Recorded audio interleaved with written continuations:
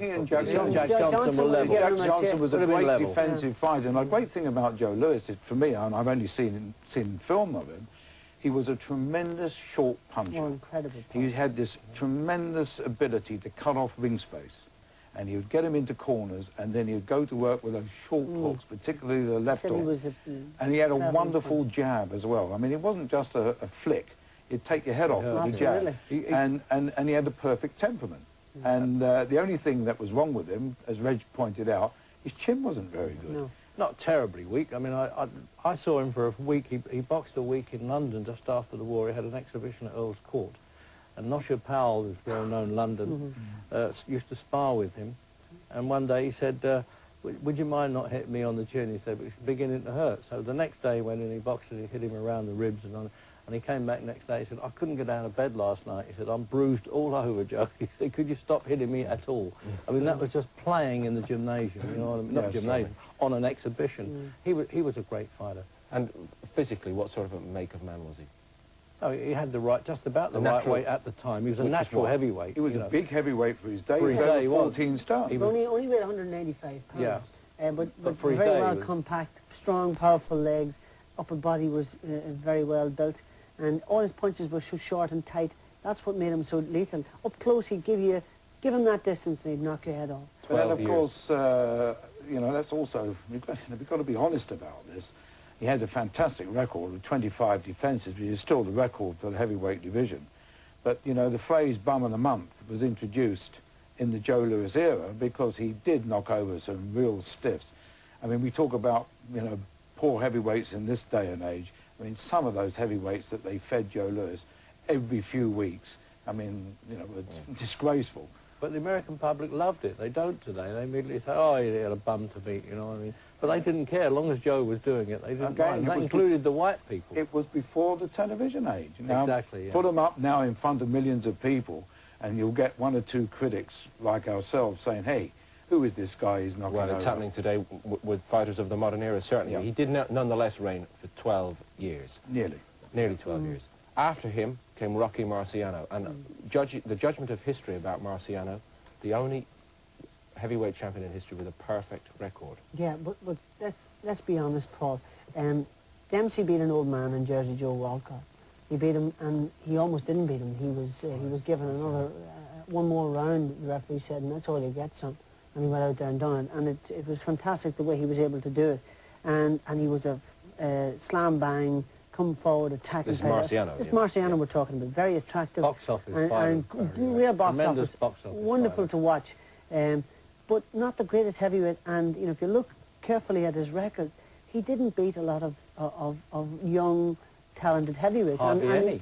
Hardly any, and he avoided many of them. And Harry Matthews. I mean, Cockle fought those people. They weren't wonderful.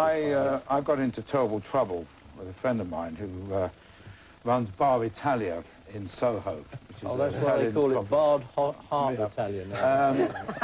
I tried to explode the Marciano myth, and I also named Marciano number 9 in my all-time top 10 list, and Tony immediately barred me from Bar Italia. So he should. He's quite right. He's a good judge. I must say he relented soon afterwards, but because there's a mural of Marciano in Bar Italia, and he's a great hero in there, understandably. But when you examine his record, he was a myth. I mean, he fought, as Barry said, he won the title from a 38-year-old man. His first defence was against the same man, Jersey Joe Walker, who was then 39. And then most of his defences were against built-up light heavyweights. And when you think that Archie Moore, who was also a built-up light heavyweight, was 42 years of age and put him on his backside, dropped him. And I've spoken to Archie Moore about this. And Archie swears to this day, he'll go to his grave saying that the referee robbed me of beating Marciano. The referee, I think, was a man called Kaiser. And Kaiser. And when Marciano got up, Kaiser spent an age wiping his gloves. No, he didn't. We done it during the summer in Golden Gloves, and I'm telling you, he didn't do that. He got him up, and this is all controversy. He got him up, and within 3 seconds he had allowed him to get at Marciano again. Well, Moore swears to this day that the referee saved Marciano from being knocked out. Now, if I must make one more point. He did beat the old Joe Louis, by the way. Oh, yeah, I know, but years of age. I realise that, but I'm now, just saying he did beat a great fighter. About Marciano. he did not take on all comers. There was one man, as Reg said about Dempsey, he would have fought him, but his management wouldn't allow him to fight one man who was 2 stone heavier than Marciano and considered one of the best heavyweights of the era. And that was? Nino Valdez of Cuba. Al Will, Marciano's manager, wouldn't let Rocky go in the same town as Valdez because he thought he would get knocked out.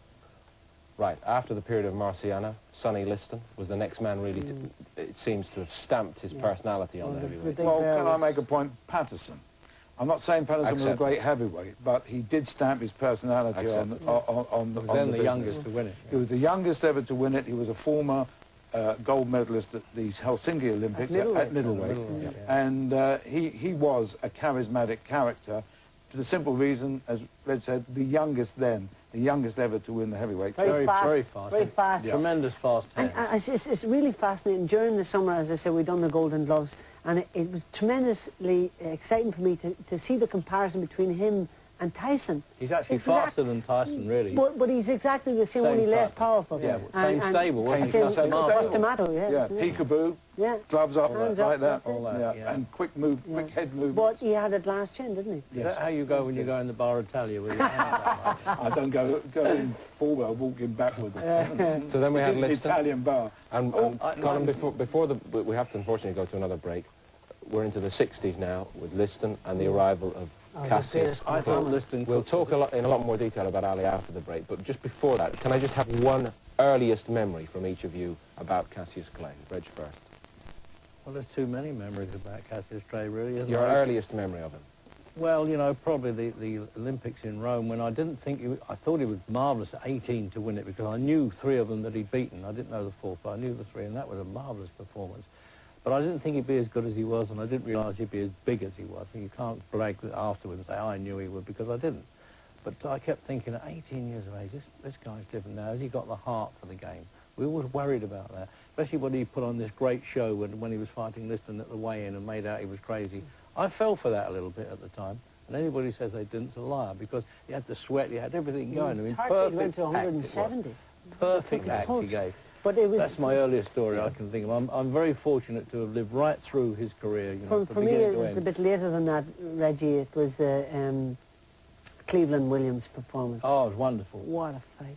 I had a fellow called David Dimbleby sitting next to me. I kept sending him out for the beer. I didn't know who he was. Well, and for you, Colin? My first memory was when he first came to London at the age of 21 to fight Henry Cooper at Wembley in that non-title fight. It was the fight before he won the world title. And you know, we were very British, and in came this brash young man spouting ridiculous poetry and boasting what he was going to do to our Henry. And let's face it, we all hated him at the time. You know, we wanted Henry to smash him in the mouth and shut him up. And that is it, you know, I thought, you know, this man can't be for real. He was a genius nonetheless, and when we come back, we'll examine his story in more detail. The 1960s, and truly a vintage era in the world heavyweight title division. Barry McGuigan, Colin Hart and Reg Gutteridge remembering with me. Reg, when we talk about Muhammad Ali or Cassius Clay in the first instance, you've already told me about the kind of impact he made as a personality on the sport.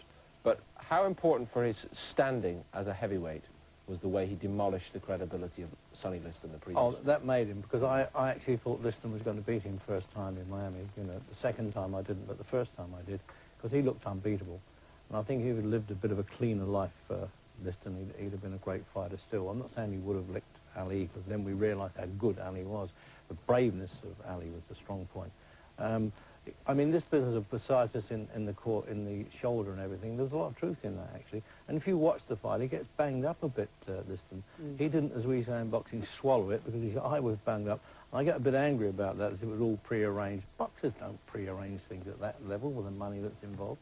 The second fight, talk about the phantom punch.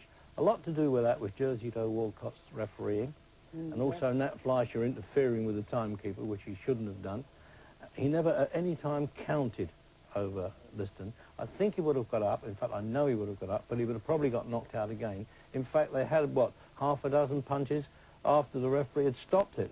When he said box on. Yeah, so it shows he was still there, but I won't have it that it was fixed, because what did Liston get out of it? He went into obscurity after that. And also, final thing on that, If we think that was only half a punch, Eamon Andrews, by the way, was sitting on the other side of the ring to me and could see it a bit more his side, and he thought it was a good punch. And he actually knocked Foreman out with a similar punch. Similar Yeah, type.